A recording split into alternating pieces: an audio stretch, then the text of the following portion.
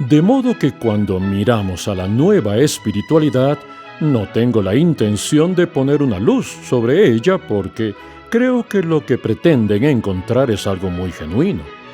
Pero hay mucha desilusión, muchas respuestas desalentadoras, y la ironía es que casi todos los autores que leí fueron alguna vez cristianos y simplemente se apartaron de la fe. Bienvenido, bienvenida a Pensemos, con el autor y apologista cristiano Ravi Zacharias. Durante las últimas semanas, usted ha estado escuchando a Ravi Zacharias hablar sobre la espiritualidad en los tiempos en los que vivimos. Hoy, Ravi Zacharias concluye con una enseñanza sobre lo que realmente significa la espiritualidad en la fe cristiana y cómo ésta debería impactar nuestra relación con Cristo. Aquí está Ravi Zacharias con la primera parte de su mensaje, La grandeza de Jesucristo. Hace algunos años me estaban haciendo una resonancia magnética antes de una cirugía de la columna. No sé si a usted le han hecho una de esas resonancias, pero le ponen en una cápsula semejante a un sarcófago, le encierran, le atan los pies y le dicen que no se mueva por unos 45 minutos. El hombre me miró y antes de llevarme en la silla de ruedas me preguntó, ¿le gustaría pedir alguna cosa antes de entrar ahí? Y yo le dije, sí, mientras yo esté ahí, por favor, ¿puede quedarse aquí para que pueda contactarlo si le necesito? Y mientras me ponían esa cosa, pensé, qué terrible sería quedarse ahí atrapado sin tener a nadie con quien hablar, sin tener a nadie que lo saque a uno de allí. A eso me refiero con un sistema cerrado. Es algo que está herméticamente sellado en el plano de las ideas, de modo que no hay ninguna idea que provenga desde afuera. Esa es la razón por la que Salomón dijo que todo debajo del sol era vana ilusión. A lo que realmente se refería con esto es que no hay ningún aporte de afuera en sus búsquedas, en sus sueños y sus aspiraciones.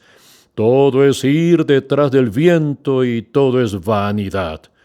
Eso lo dijo un hombre que fue muy exitoso tanto en lo intelectual como en lo existencial.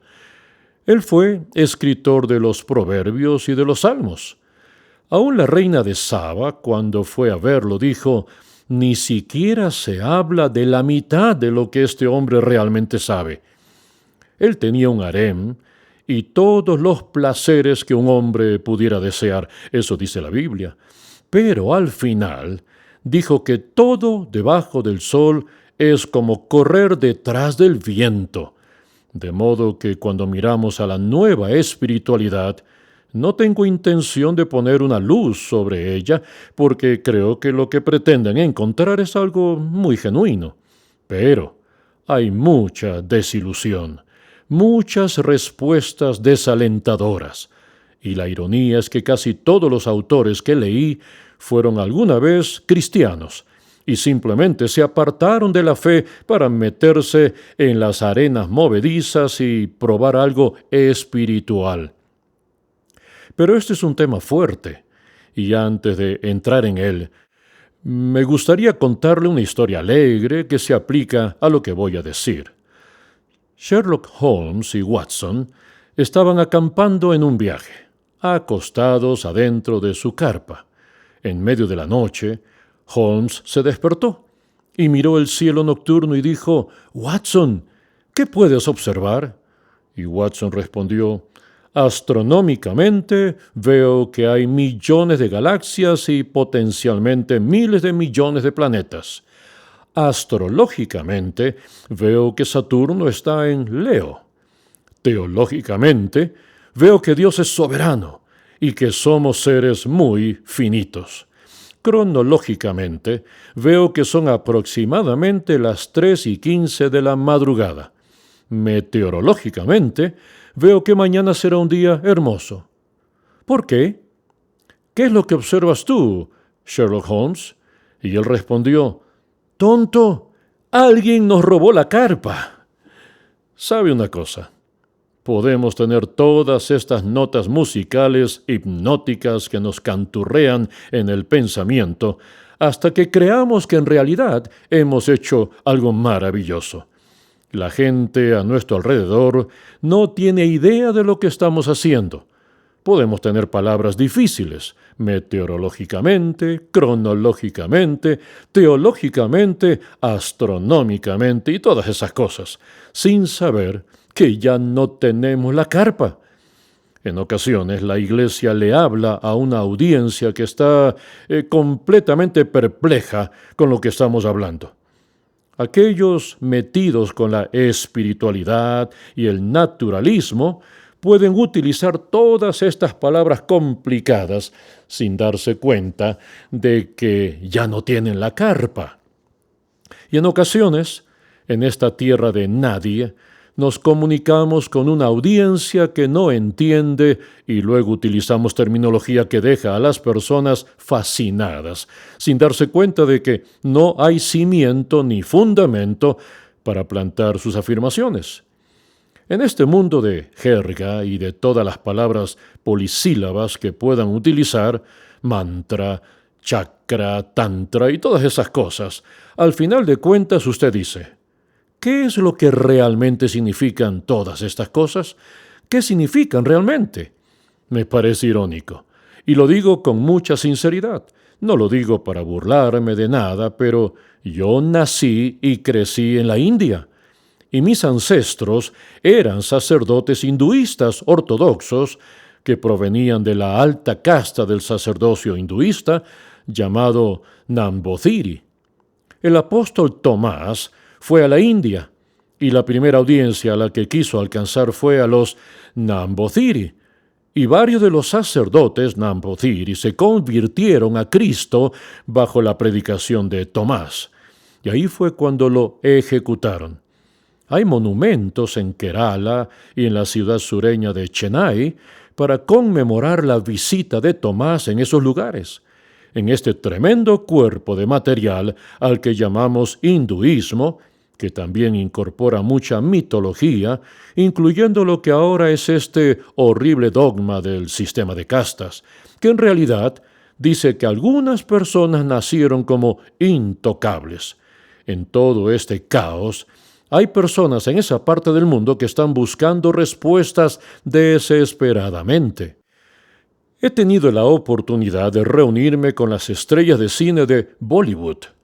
Son íconos muy exitosos y las reuniones se llevan a cabo en un ambiente privado donde me piden que hable y luego me hacen preguntas. La última vez que hablé en uno de los estudios de cine, mi colega Kreen estaba conmigo, con mi esposa y otras personas. Estuvimos con grandes nombres de las películas hindúes y me pidieron que hablara sobre la vida más allá de la taquilla. Uno de los nombres más famosos de la industria cinematográfica hindú me llamó a un lado y estaba rodeado de estudiantes y de otras personas. Entonces me dijo, quiero ser sincero con usted. Me quedé decepcionado con su charla. Y le pregunté, ¿así? Él respondió, sí. Dígame. Él agregó, ¿sabe con lo que estoy luchando? Estoy luchando con lo que ocurre dentro de mí y no puedo explicarlo. Usted no abordó ese tema en absoluto. Yo le contesté, Mahesh y yo nos dirigimos al director de la institución. Yo soy su invitado. Él me dio un tema y suelo tener mucho cuidado cuando vengo a la India para asegurarme de no comenzar con el tema que me piden y luego terminar con el que yo quiero. Hago el intento de honrar el tema que me dan. Pero hagamos una cosa. Si usted desea hablar sobre lo que usted acaba de mencionar, haga que me inviten otra vez y hablaremos. Él miró al director de la institución y dijo, vamos a invitarlo nuevamente durante toda la semana, porque este es un problema con el que todos luchamos. Aquí estaban los ortodoxos, hinduistas, musulmanes, budistas, escépticos y todos los que están buscando respuestas a través de Jesucristo. Nosotros tenemos nuestros propios íconos que atraviesan por toda clase de modalidades de espiritualidad. La mayoría de ellos lo hacen en términos que realmente ni siquiera entienden. Jesús estuvo perdido en todo esto, y me gustaría llegar a la conclusión. Estaba tratando de recoger los pasos de mi propia travesía en esta pérdida de Dios en medio de la espiritualidad. Y hubo 3 pasajes que me vinieron a la mente. En Segunda de Reyes 22, tenemos la historia de un niño de 8 años que se convierte en rey. Su nombre es Josías. Cuando era adolescente, comenzó a buscar a Dios. Quiero detenerme aquí y dirigirme a los que atraviesan por la adolescencia. Este hombre, cuando era adolescente, comenzó a buscar a Dios. Solo tenía 8 años cuando el trono cayó sobre sus hombros. Cuando era adolescente, comenzó a tener hambre de Dios. Imagínese, a los 25 años, llamó a todos los sacerdotes y dijo: «El templo está completamente desordenado. Quiero que ustedes lo limpien». A sus 25 años, descubrió algo en el templo de Dios que habían perdido: el libro de la ley. Cuando el sumo sacerdote lo encontró, llamó al secretario. «Acabamos de encontrar el libro de la ley. Pensábamos que lo habíamos perdido, pero estaba justo aquí, en el templo». ¿Sabe? Si el libro de la ley hubiera estado perdido en algún otro lugar o en algún museo, uno pudiera entenderlo. Pero cuando está perdido en la misma casa de Dios, uno se da cuenta de que algo está radicalmente mal.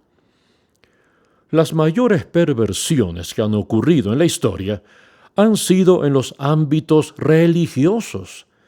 Nadie ha quedado libre. Ninguna cosmovisión religiosa está exenta. Entonces, el mal uso de la espiritualidad se presta a la perversión, porque la gente tiene un hambre que busca ser satisfecha, y aquellos que administran el poder de la religión pueden fácilmente abusar al individuo común y corriente por medio de manipularlo con sus temores.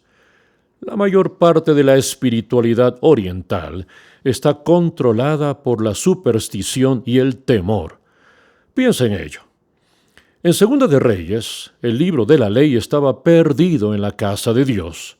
Cuando vamos al Nuevo Testamento, en Lucas capítulo 2, se está celebrando la Pascua. Jesús tiene 12 años. Sus padres se meten en la caravana y regresan. Les tomó todo un día para darse cuenta de que se habían olvidado de Jesús. Pero no fue intencionalmente. No fue porque planificaron hacerlo, sino que en medio de tantas actividades, éstas consumieron su tiempo. Usted puede olvidarse del aspecto más precioso de por qué se encuentra usted allí. Y cuando finalmente regresaron y vieron a Jesús debatiendo con los doctores, los eruditos y los maestros de la ley, imagine lo que él debe haber estado dialogando con ellos en el tiempo de la Pascua. Los padres interrumpen, no porque querían pervertir alguna cosa, sino que simplemente estaban preocupados. La perversión, la preocupación, y en la tercera escena se encuentra Poncio Pilato, el procurador, de pie frente a Jesús y le pregunta: ¿eres el rey? Y Jesús es muy agudo cada vez que alguien le hace una pregunta. Él siempre cuestiona a sus cuestionadores para abrirles dentro de sus propias suposiciones. Y Jesús le dice: ¿eres tú el que pregunta por tu cuenta o alguien más te ha dicho que lo hagas? ¿Se da cuenta? La intención va delante del contenido. Si no tiene una intención honesta al buscar una respuesta de Dios, entonces no le haga la pregunta. Pilato pregunta: ¿eres rey? Y Jesús le responde: ¿eres tú el que pregunta por tu cuenta o alguien más te dijo que lo hagas? Pilato dice: mira, yo no te traje aquí, sino que tu pueblo lo hizo.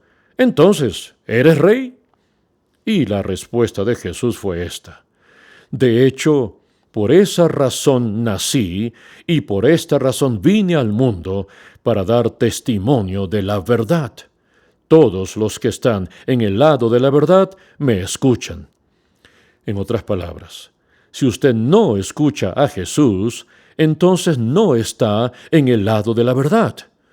¡Qué declaración tan revolucionaria! En el libro de Mateo capítulo 12, hay 3 cosas que Jesús testifica sobre sí mismo, o que otros testifican sobre él. Las naciones luchan para tratar de encontrar un centro espiritual. La gente siempre quiere que su nación, o que su ciudad, que su cultura, que su comunidad de alguna manera sea construida sobre algún lugar trascendente desde una perspectiva religiosa. Estados Unidos se edificó de esa manera. Me gustaría que usted entienda muy claramente que el hinduismo, el budismo, el islam y el naturalismo jamás hubiesen podido enmarcar a una nación como esta. Nunca. Porque la misma terminología que dice que hemos sido creados iguales es una verdad que se evidencia a sí misma, de que hemos sido dotados por nuestro Creador con los derechos inalienables de vida, libertad y la búsqueda de la felicidad. El hinduismo jamás hubiese podido decir eso, porque no somos creados iguales a los ojos del hinduismo.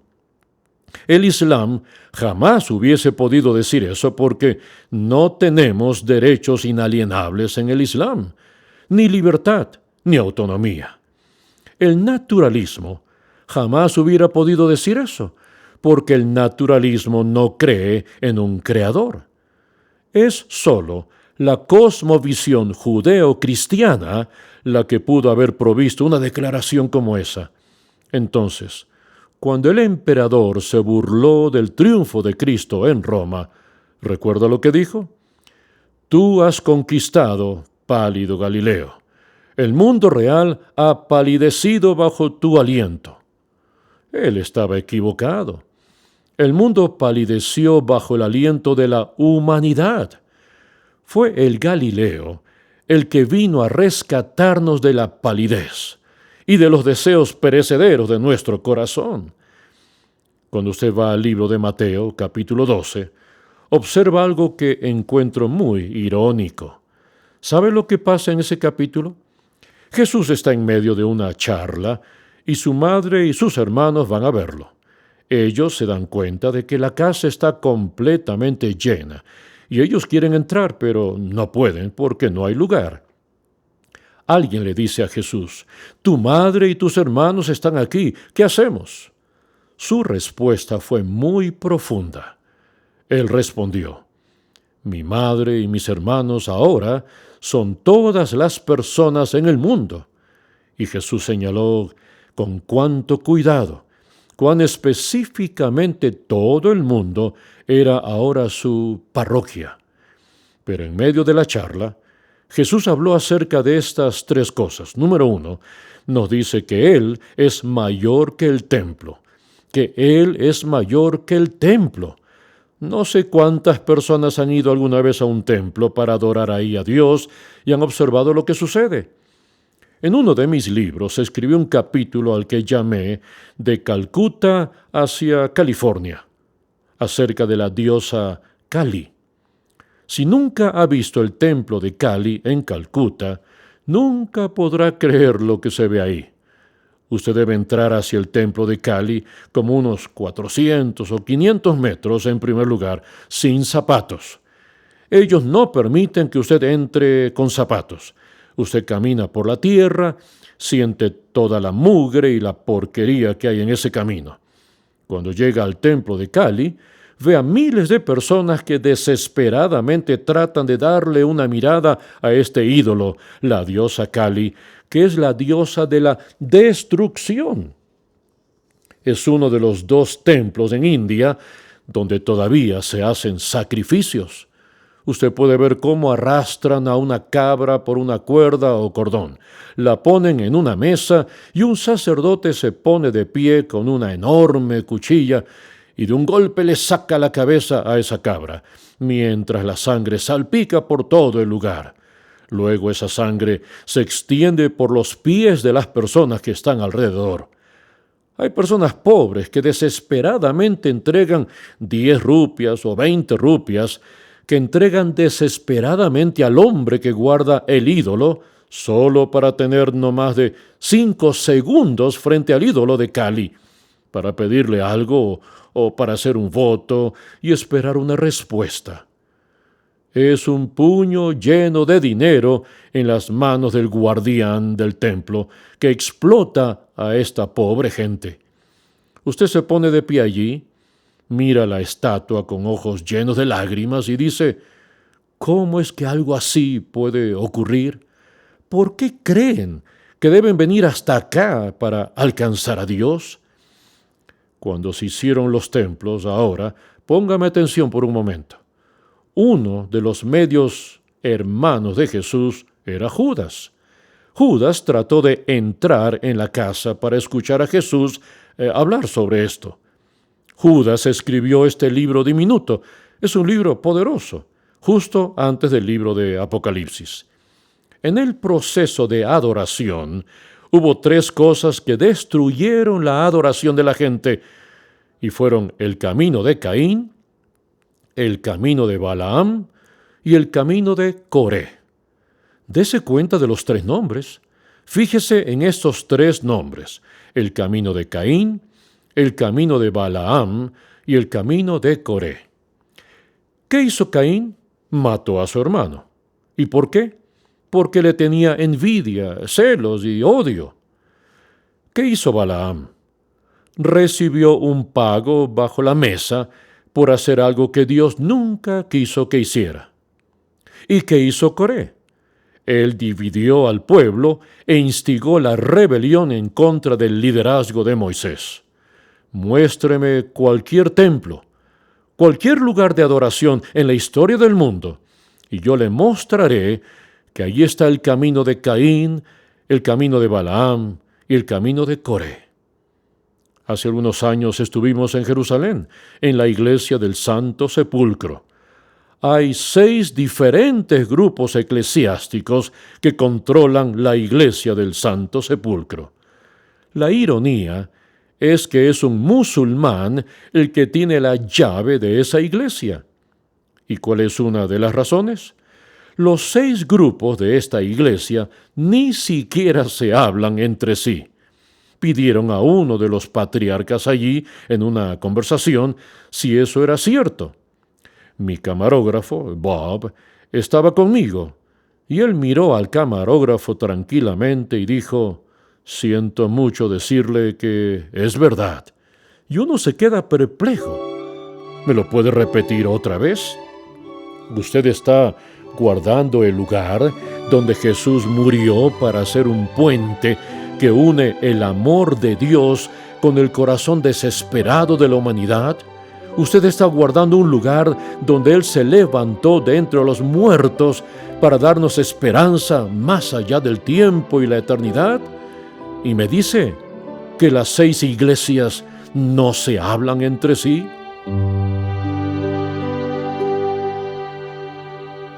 Usted ha estado escuchando un mensaje titulado La grandeza de Jesucristo. Acompáñenos nuevamente la próxima semana para escuchar una nueva lección del autor y apologista Ravi Zacarías.